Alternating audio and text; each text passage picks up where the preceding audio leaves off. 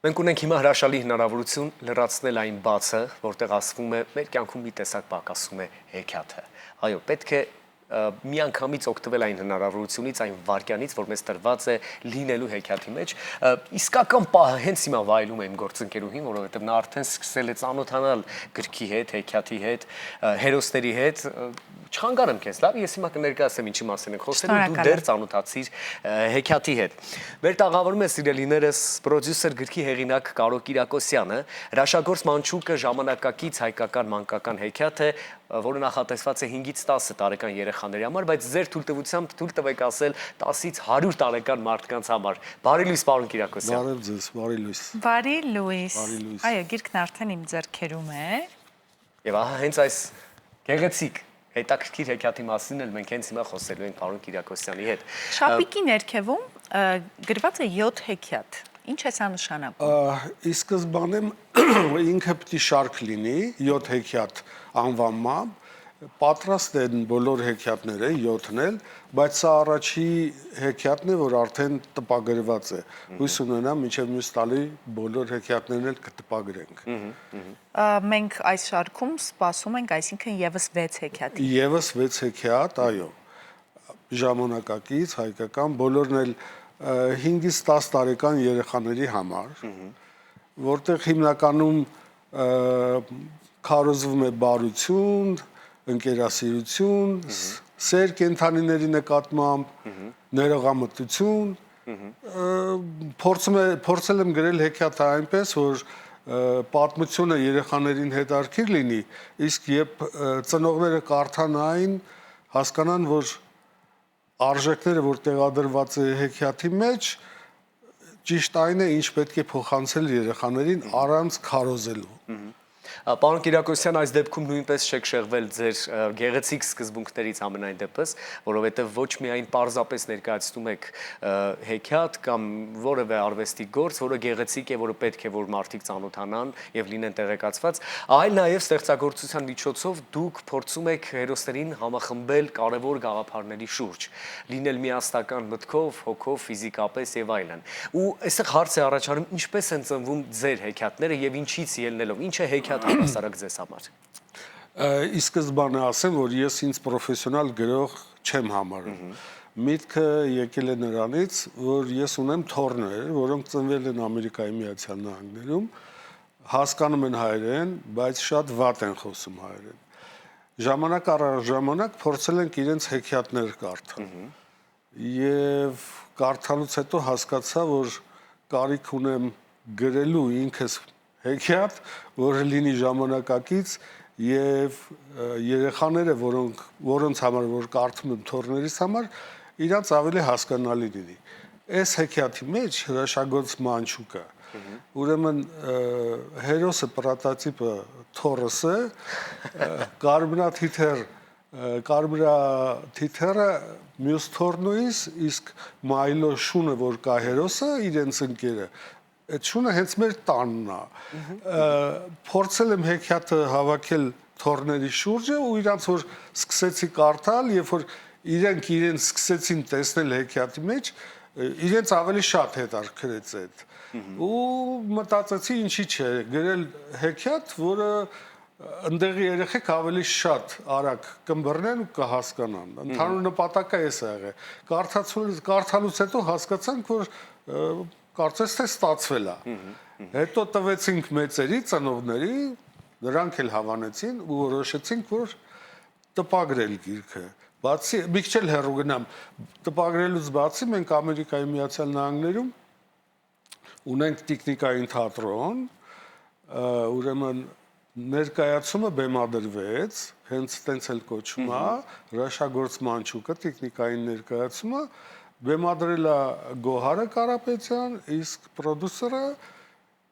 Գրիգոր Հակոբյան, որ պրոֆեսիոնալ դերասաններ են, ռեժիսորներ են։ Մենք արդեն ներկայացում էլ ունենք։ Հրաշալի, քանի որ կերպարները պատահական չեն ընտրված, կարելի է ասել, ուզում եմ իմանալ, իսկ Գայլն ով է։ Անկեղծ ասած, պետք էր որ հեքիաթի մեջ կոնֆլիկտ լիներ, այստեղ Գայլը ինքը ճիշտ է, ասենք խորամանկ է, փորձում է խաբել Արեգին, որպեսզի կարողանան բուժել իրենց զինվոր ընկերոջը, բայց ինքը հետո Արեգը կարողանում է բուժել զինվորին, տեսնելով նրա մեջ բարության մի նշույլ, որովհետև խնդիրը այն է, որ իր ուժը այնքան մեծ է, որ նույնիսկ ամենակարծր սիրտ ունեցողին կարողանում է բերել ճիշտ ճանապարհի վրա։ Բարության դաշտ։ Գայլը հերոս չունի, մենակ անունը դրել ենք Սևուկ, մտածելով, որ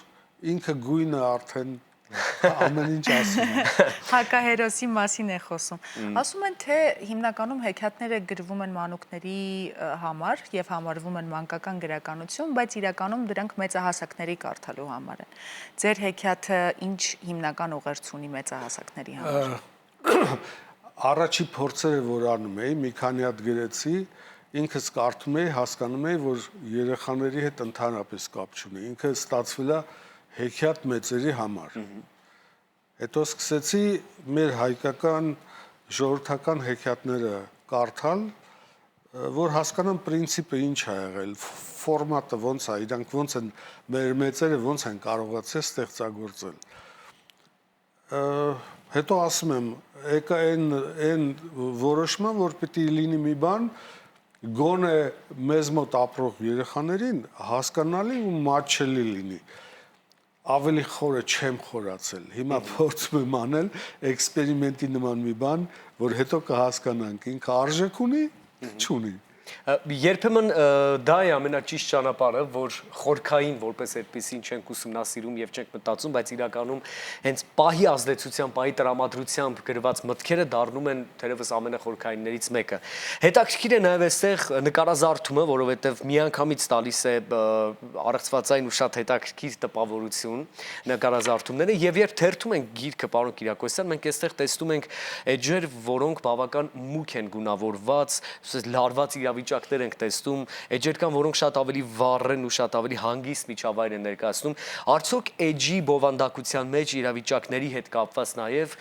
բնորոշ է եւ զուգահեռ են տարվել գունային երանգները, որոնք կարող են բնորոշել տվյալ իրավիճակը այդ էջում նկարագրված։ Ճիշտ նկատեցիք, ուրեմն այդ նկարազարդումը եւ ընդհանուր ձևավորումը արել են Երևանում ինձ շատ սիրելի Արամ Վարդանյանի խումբը երկար քննարկելուց, աշխատելուց հետո եւ ճիշտ եք նկատել, այն էջերը, որտեղ ավելի շատ լարվածություն կա եւ մտնոլորտը ճիշտ պահելու համար մուգ գույնի են, որտեղ որ ավելի պայծառ է, տեքստերն էլ նույն ձևի պայծառ են, այնտեղ ավելի բաց գույներով է ձևավորած։ Եթե փորձենք մի փոքր ընդհանրացնել, իհարկե ելնելով գրքից, եթե իսկապես հրաշագործման չուք լիներ մեր իրականության մեջ, ինչ կուզեիք, որ փոխեր մեր հասարակության մեջ հրաշագործ եւ ինչ կուզեիք, որ բուժել կարողանար։ Ես տենց չեմ ուզենա անպագորգոր բաներ ասել, բայց ճիշտ կլինի, որ կյանքում մեր կենցաղում ավելի շատ գնահատվի սովորական մարդկային բնավորության գծերը, բարություն, իրար օգնելու կարողություն, կամենալ, սեր, բոլորս իրար նկատմամբ, ներողամտություն, ինձ թվում է տենց ավելի հեշտ կլինի ապրելը։ Ավել բան պետք չի, սովորական մարդկային բնավորության գծերը, որ մարդուն են շնորհված տրված, միշտ արժևորված լինի, ավել բան պետք չի։ Կյանքին կալումները շատ ավելի ճիշտ ուղով կգնան։ Խոսենք նաև գրքի շնորհանդեսի մասին։ Այո, վաղը ամսի 25-ին ժամը ցերեկը 3-ին, 15-ին Խնկո Ապոր անվան գրադարանում տեղի կունենա գրքի շնորհանդեսը։ Կցանկանան, որ մարդիկ, որոնք հետաքրքրված են մասնակցեն, որտեղ շնորհանդեսին կմասնակցի նաև Հրանտը Թոխացյան, որը որոշ մաս կկարդա գրքից, կծանոթացնենք, հարցերի կպատասխանենք, ամբողջ շնորհանդեսը կվարի Հրաչուհի Ուտմազյանը, կարծում եմ հետաքրքիր մի բան ենք մտածել, Աստված առաջ, վաղը տեսնենք ինչ Մուտքն ազատ է եւ այն հեռուստադիտողները, ովքեր մեզ տեսնում մուտքը ազատ է, բոլորը կարող են գալ, մասնակցել, դալիչնել փոքր չի, կարծում եմ որ ցանկացողները կտեղավորվեն։ Եվ տեսնենք թե ինչ արձագանք այն կստանա հատկապես 5-ից 10 տարեկան երեխաների կողմից, բայց նաև հետաքրքիր է Միացյալ Նահանգներում արդեն կա նաև բեմադրված ներկայացումը, շատերը գուցե ընթերցել են երեխաներից, ինչ արձագանքներ է կստացել նրանցից։ Անկեղծ եմ ասում, միայն դրական, գիրքն էլ այնտեղ հասանելի է, վաճառվում է, ներկայացումից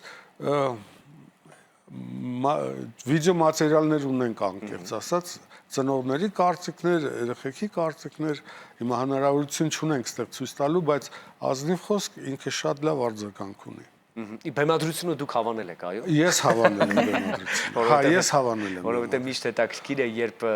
դրամատուրգ այս դեպքում չէ, որ այն դարձել է թատերային նյութ, երբեմն այդքան էլ հաշ չի լինում ռեժիսորի եւ նրա լուծումների հետ։ Այս դեպքում արդեն երբ որ դու գրել ես ու տվել ես մատերիալը որևէ մեկին, էլ պետք է թողնես ինքը ռեժիսորը անի այն, ինչ որ ինքն է տեսնում ու ուզում։ Եթե դու ես մի բան ուզում, էլ դու ուրեմն պետք է բեմադրես, այդտեղ երկու կարծիք չկա։ Շատ լավ։ Մեզ մնում է միայն մաղթել, որ հեքիաթ ունենա հեքիաթային ճանապարհ։ Բայց ինձ հետաքրքրող մի հարց էլ կա, որովհետև դուք արդեն տասնյակ տարիներ զբաղվել եք եւ հեռուստատեսությամբ, եւ պարով, եւ ներկայացումներով, եւ ֆիլմ արտադրությամբ, եւ հիմա արդեն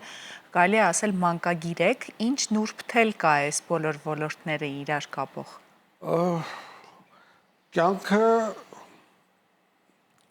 բավականին հետաքրքիր է այն առումով, որ դու ժամանակ առ ժամանակ հետաքրքրություններդ փոխվում են ու դու սկսում ես փոխել քո կյանքի գիծը, տենց ասենք, աշխատանքային։ Այո, սկսել եմ որպես պարող, բեմադրող, հետո հիմնադրել եմ դեմք շոուն, հետո հիմնադրել եմ եւ տնօրեն եմ Ticket Biket-ի, ունեմ 6 ֆիլմի ֆիլմեր, որոնց պրոդյուսերն եմ ես, սկսած մեծ պատմություն փոքր քաղաքից, վերջացրած կորած մոլորածը Հայաստանում։ Հիմա եկել է ժամանակը, որ սկսել եմ հեքիաթներ գրել։ Չգիտեմ դա ինչ է։ Հեքիաթային մասնագիտական գործունեության արդյունքում։ Եվ կարելի ասել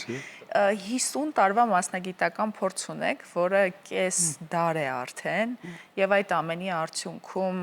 լինելով արվեստի ոլորտում ո՞րն է ներկա պահին արվեստի բացը, որը կուզեիք տեսնել լրացված։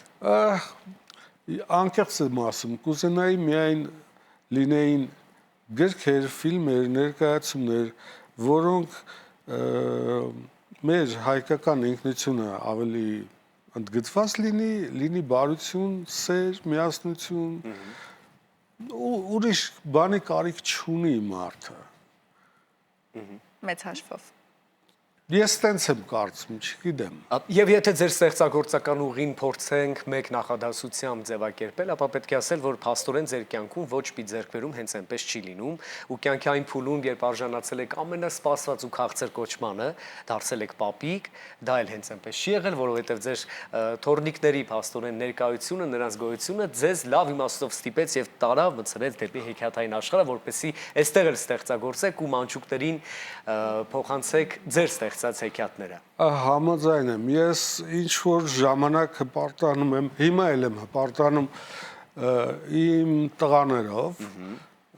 մեկը կինոռեժիսոր Գոռնա Կիրակոսյան, մյուսը ճանաչված պարող Միրանե Կիրակոսյան։ Հիմա էլ ուրախանում եմ իմ թոռներով։ Հրաշալի։ Կարծում եմ նրանք էլ ինչ որ մի բանի ժամանակի ընթացքում կհասնեն։ Նրանք եւս ձեր ներդրումն են արվեստի ոլորտում։ Շնորհակալ ենք ձեզ, մաղթենք օրվա հաջողի շարունակություն, պարոն Կիրակոսյան։ Մենք էլ շարժվենք առաջ, սիրելի հեռուստադիտողներ, սա առավոտ լուսոնը միացեք մեզ։